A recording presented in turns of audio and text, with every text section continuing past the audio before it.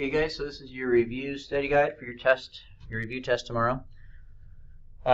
First couple questions are going to be systems of equations.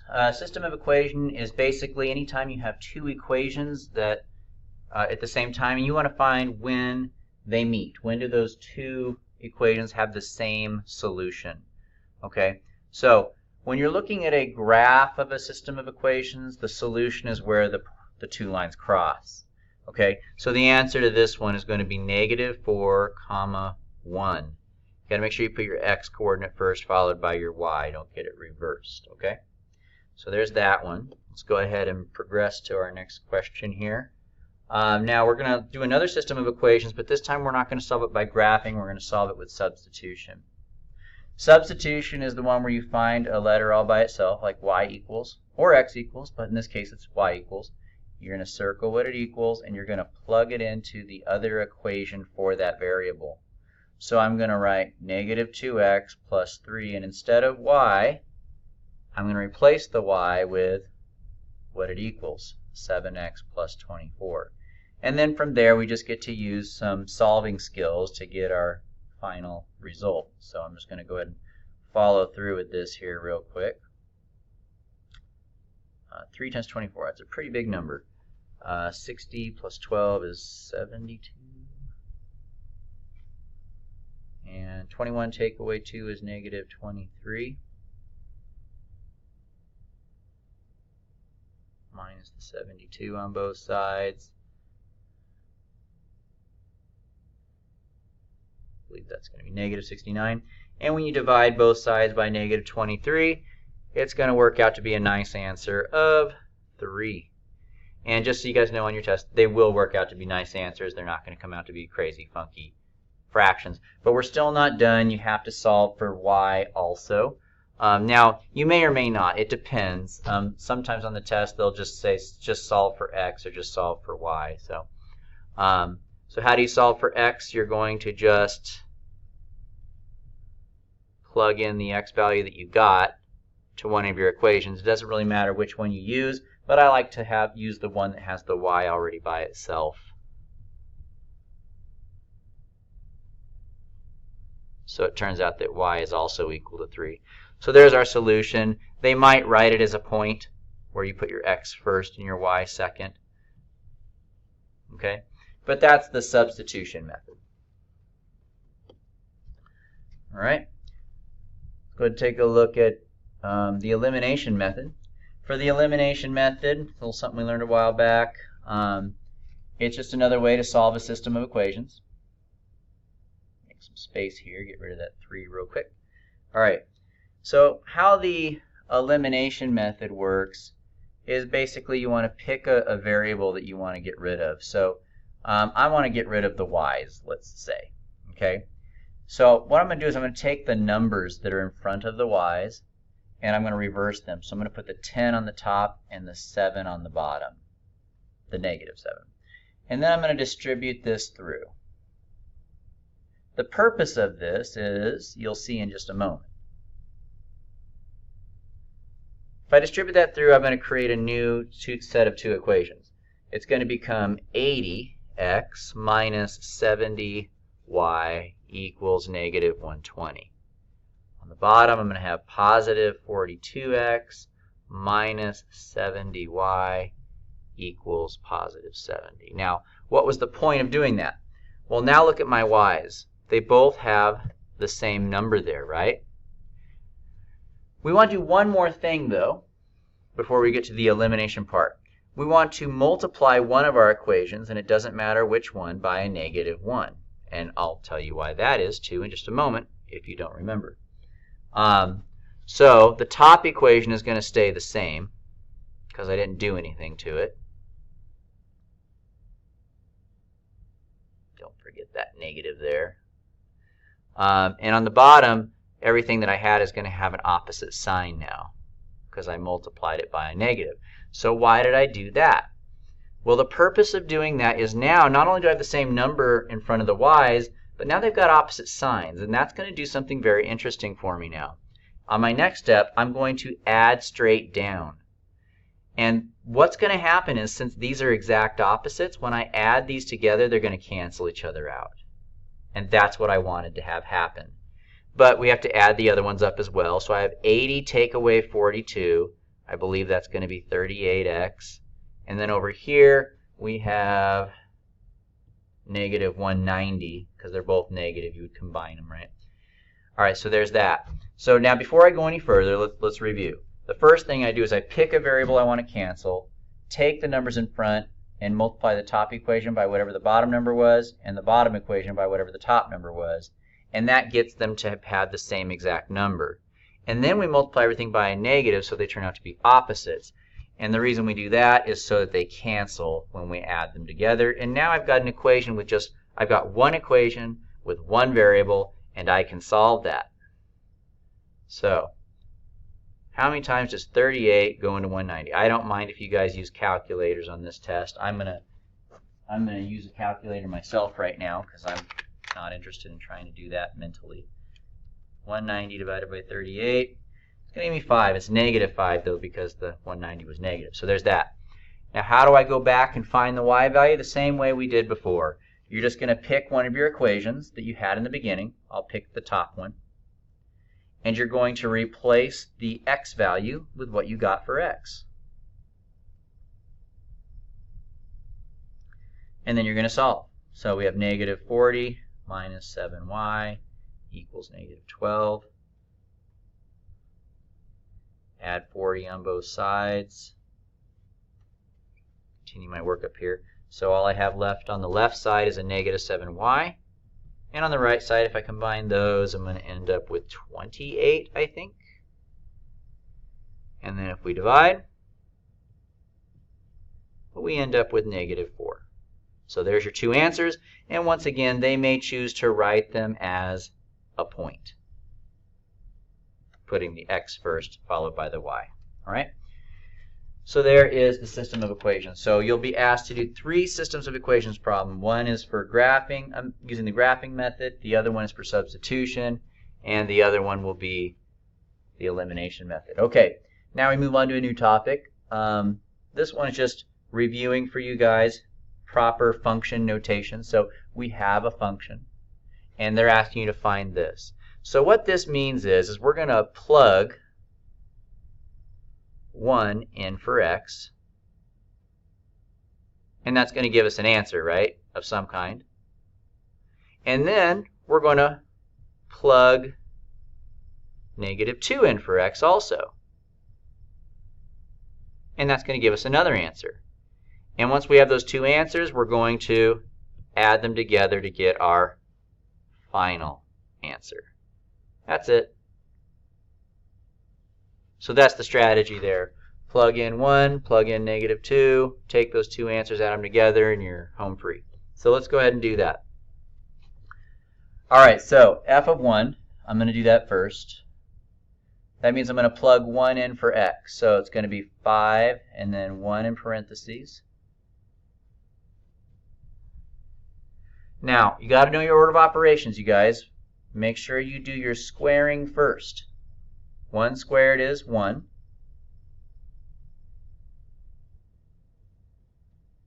Then you do your multiplication. 5 times 1 is 5, 10 times 1 is 10.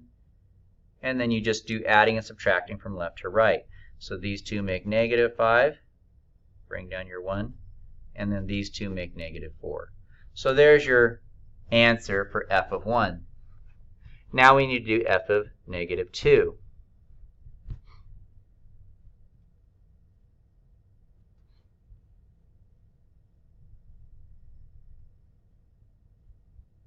Don't forget to do your power first, right? So it's going to be 5. Negative 2 to the second power is 4. Then we do our multiplication. 20. And negative 10 times negative 2 is going to become a positive 20. And then left to right, you get 41. So the question is asking us to do f of 1 plus f of negative 2. This is f of 1. This is f of negative 2. I'm going to add these two numbers together to get my final answer, which I believe would be 37. Okay, that's it.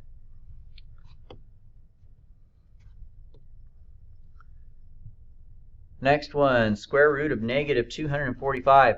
So square roots cannot have negatives inside and still be real numbers. But what we can do is we can cheat and take out the negative and make it an I on the outside instead.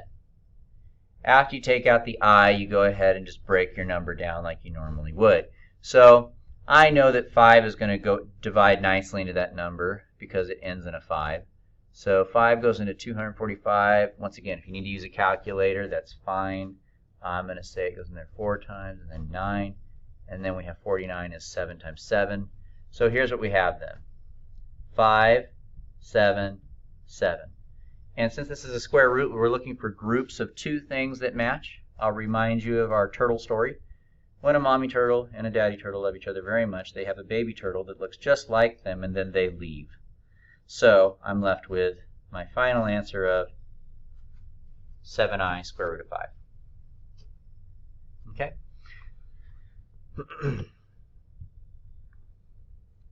Moving along, let's take a look at another question. Anytime you're trying to simplify an expression with i's in it, you're going to treat it pretty much like you would treat polynomials. So if you're multiplying polynomials, to do this, you would just do negative 8 times negative 7, which is positive 56, and you do I times I, which is I squared. But there's always a little bit of a difference at the end with the i's. I, in case you forgot, means the square root of negative 1.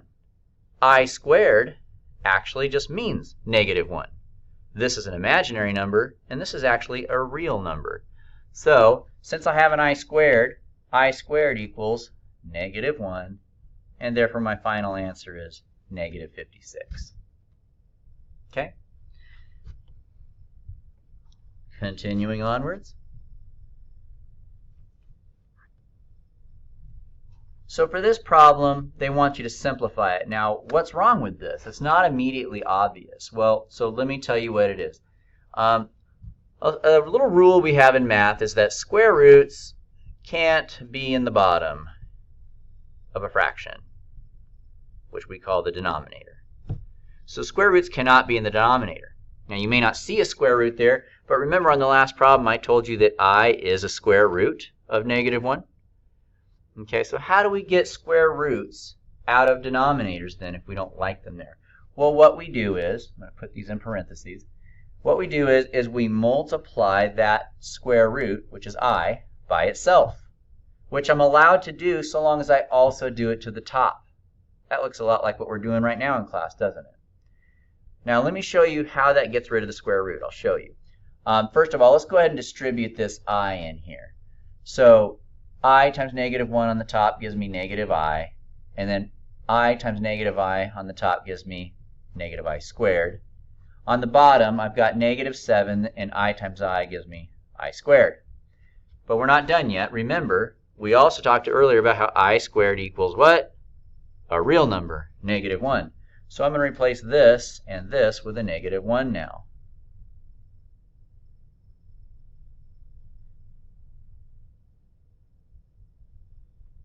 All right.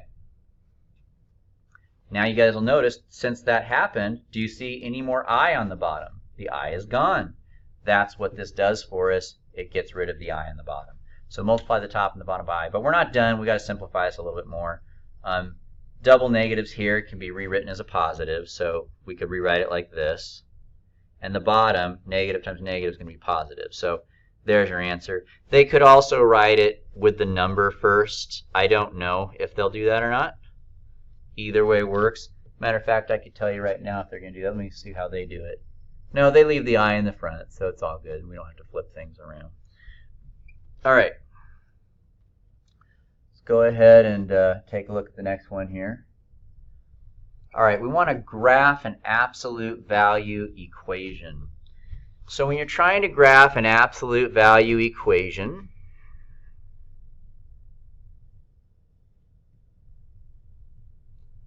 this number and this number together make up your vertex. But I want you guys to notice that even though this says negative h, this is positive h. So what that means is, regardless of what number's here, we're always going to have the opposite sign here. However, the k does not change its sign. What this number does is this is kind of like our slope. But with absolute value functions, the slope's a little bit different. Instead of just being a rise and a run, which is what a slope usually is, right? Absolute value functions rise and run in two directions. So after it rises, it runs to the right, but it also runs to the left, so you end up with this V shape as a result. Okay? So let's go ahead and take a look at this problem. So for this problem, here's my H, here's my K, but remember, we always change the sign of that number. So my vertex is going to be 2, -4. I think I'm going to try to change my picture a little bit here so you guys can see more of the graph. If I can, there we go. All right, so 2, -4 would be right here. Now my slope is 3. So what that means is, you could think of that as a fraction. I'm going to rise 3, and then I'm going to run 1. But don't forget, we also run 1 to the left. So I'm going to go up 3, run 1, put a dot, up 3, and run 1 to the left, put another dot, and connect those with a V shape.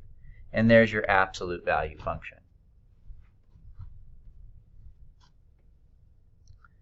And let's go ahead and move on to part 2. It's on a different worksheet, though.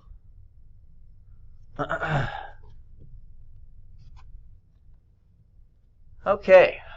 At this point, I'm going to put something back up on the board here, and you guys have it in your notebooks, but if you want to write it down, again, you can. I'm going to remind you what all the transformations are. Okay, so let's review those transformations really quick. So if you have a graph of f and you add a number to it, we call that what it will do is it will translate your graph up. So take this graph over here, this little pink line. If I were to add a number to the equation of this line, it would shift that whole graph upwards like that. In a similar fashion, if I were to subtract a number from the equation of that function, it would shift the graph down. Okay? Now, if you subtract a number from the x, not from the function, but just from the x, what that's going to do is that's going to translate your graph to the right.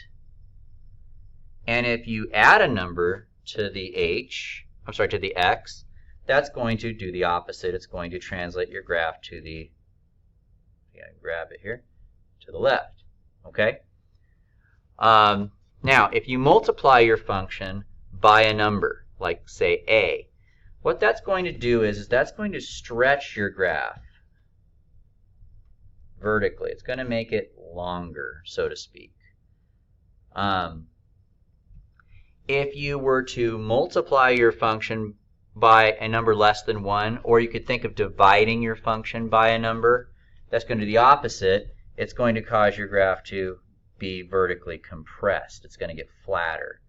Now, technically, it should be centered on the x-axis here when I do this, so getting squished in one direction there. But it's basically, when it's getting squished, it should be getting squished closer to the x-axis, so to speak, and y-axis, so it would look more like this.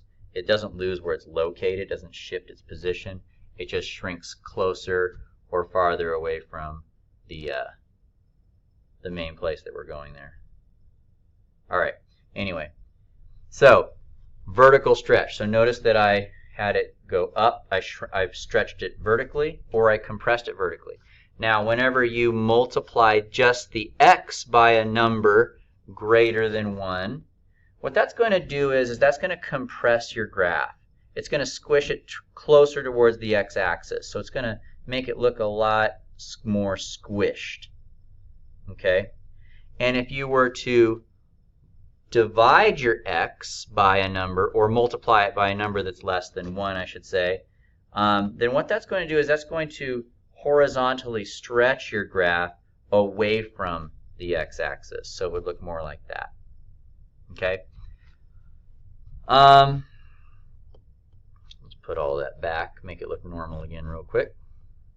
Alright. Now, if you multiply your function by a negative, that's a vertical reflection. So what that's going to do is it's going to flip your graph around. So for instance, if it'll let me, I don't know if it's going to let me. It won't let me do it. So unfortunately my computer won't let me do it, but I can draw you a picture. So if I were to reflect it vertically, what it's going to look like is like this. Same shape, but just flipped upside down. So that's what this one would do. Now, if we were to multiply just the x by a negative, that's going to flip it horizontally. So it would look like that. Flips it horizontally. Okay? So, in summary, here's the deal. Anytime, oops, don't want to do that. Anytime you are doing something to the x value, it's a horizontal change. All of these here are horizontal changes. Anytime you have something happening outside of the parentheses, like here, here, here, and here, and here, all of those are vertical changes. It's going to do something to your graph vertically. Another summary to pay attention to is the fact that adding and subtracting numbers are all translations. Just shifts your graph up, down, right, or left. And anytime you are multiplying numbers, those are compressions or stretches depending on the numbers. And anytime there's a negative being multiplied, those are reflections. So there's our summary of translations. So let's go ahead and take a look at this one here. So here's the problem says describe the transformation necessary to transform this graph into this one.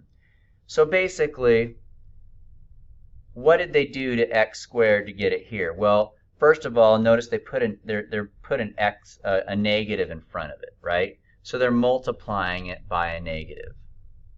They've also put a minus 3 on the inside.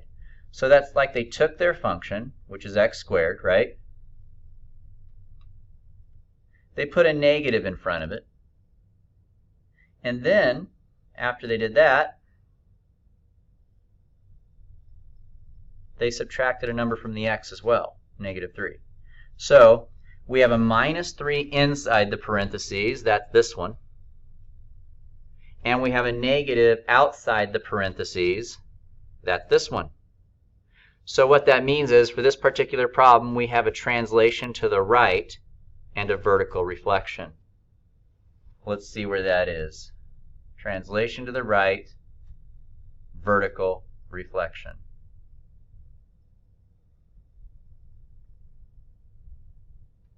Okay, the answer is C. Now they're wording it a little bit differently, so I'm going to reword mine as well. Vertical reflection, that means across the x-axis, because you're flipping it upside down. I'll help you guys out with that, sorry. And this one means across y-axis. Okay, so that would be our option there. All right, let's go ahead and take a look at another one here. Clean up our notes. I want to have these get in our way of our next question. Do a couple of practice problems for this one. All right, so here's my original function, f of x equals the absolute value of x. So the question is, what would I have to do to this to get it to look like that? Well, it's actually pretty similar. I would have to put a negative in front of my function because they have a negative in front of theirs.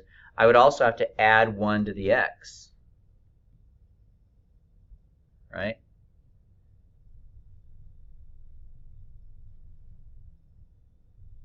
So we're adding a number to the x and we're putting a negative in front of the function. We're adding a number inside, we're putting a negative outside. So adding a number inside the parentheses, putting a negative outside, it would be a translation to the left and a reflection across the x-axis. Translation to the left, reflection across the x-axis. Okay. All right, let's do another one.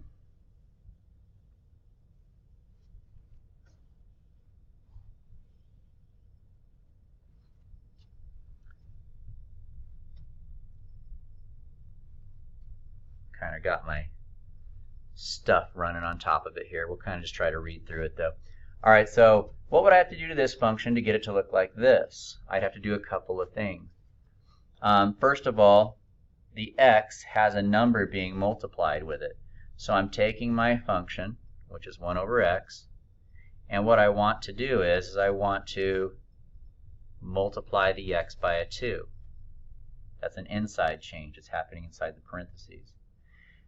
But we also want to subtract a 3. Now I'm not subtracting a 3 from the x. I'm subtracting it from the whole thing, right? If I was subtracting it from the x, it would look like this, right? But that's not what I want. I want it subtracting the 3 here. So we have a multiplication by a number on the inside of the parentheses and a subtraction of a number on the outside.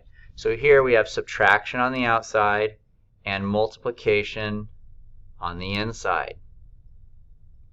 That would be a translation downwards and a compression by a.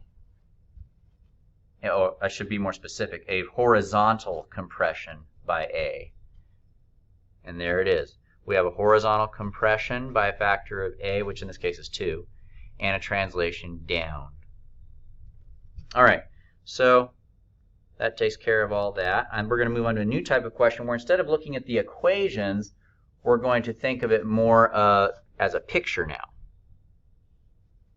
Oops, didn't want to do that.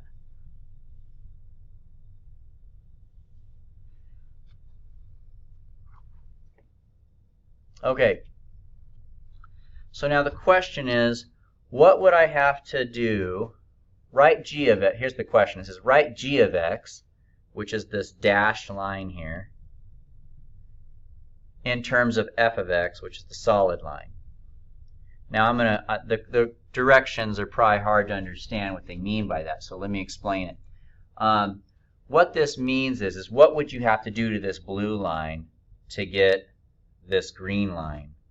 Or I should say, what should I do to the solid line so that I get the dotted line? Well, there's a couple things. First of all, I would have to slide it over, wouldn't I? Let me see if I can do this. Let me clear that up. Oop, didn't want to do that too much. Sorry. Just a second.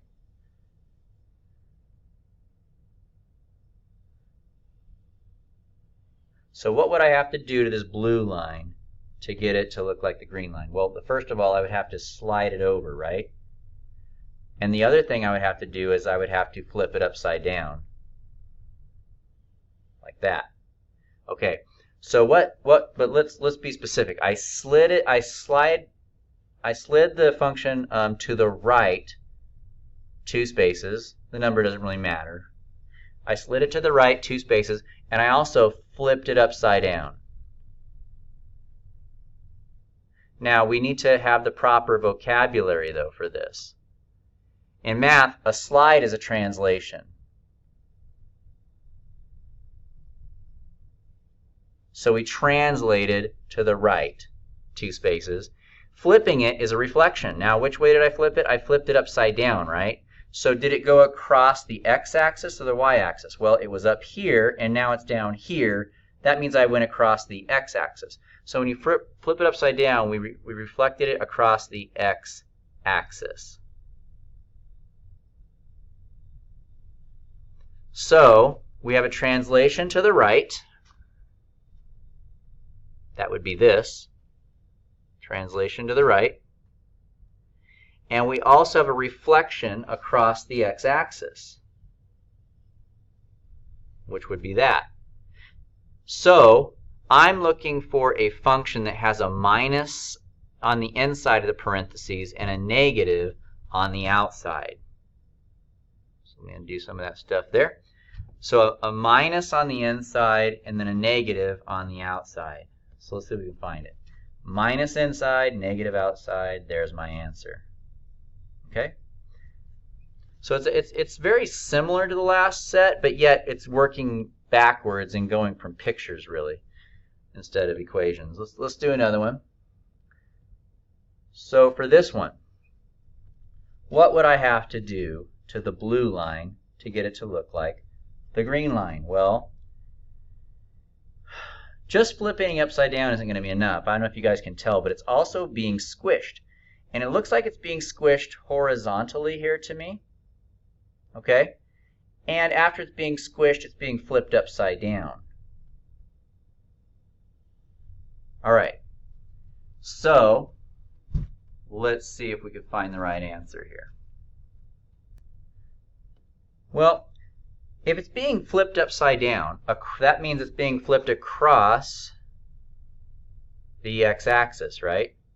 So if it's being flipped across the x-axis,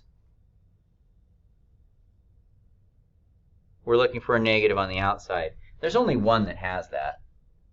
Now, what about the squishing, though? Well, we don't technically need to worry about it because we have our answer here, but what if they had another one with a negative on the outside, right? This is actually a pretty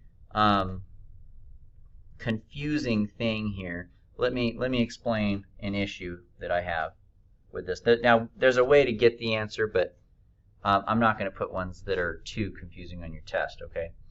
So remember how I said that this thing looks to me like they... All right. It looks to me like they squished it horizontally. Well, if we are compressing it horizontally, that would be like multiplying a number on the inside. Okay, but notice there's no number on the inside. So the issue here is actually something else. When you take a function and you squish it horizontally, that's actually going to look very similar to taking a function and, I believe, if this works according to plan here, stretching it vertically. So when you stretch a function vertically, it actually makes it look like it's been squished horizontally. So they're saying that this thing has been stretched vertically rather than squished horizontally. And so since we're stretching it vertically, they want us to have a number on the outside. So we have a number on the outside and a negative on the outside. That's this one. I have seen questions where they give both possibilities, where they would have a number on the inside, right, and a negative on the outside, and it'd be really hard to tell which is which. But I'm being careful not to include those on your test, just so you guys know. We don't need to go into that much detail about this actually. So, all right. Anyway, there's that. Let's continue. All right. We have one more to do. So what would I have to do to this blue line once again? Oh, yeah, the blue line to get it to look like the green line. Well, I would have to move it over to the right and down. So if I'm translating to the right and I'm translating down, I'm looking for a number being subtracted on the outside and a number being subtracted on the inside of the parentheses. There it is. Okay? So you have to ask yourself, what would you do to the line? Think of your vocabulary, where you're at over here, and then that should tell you what to look for in the equation. So that's your transformations that you'll be expected to know. All right, guys, so we'll see you Friday. Happy studying.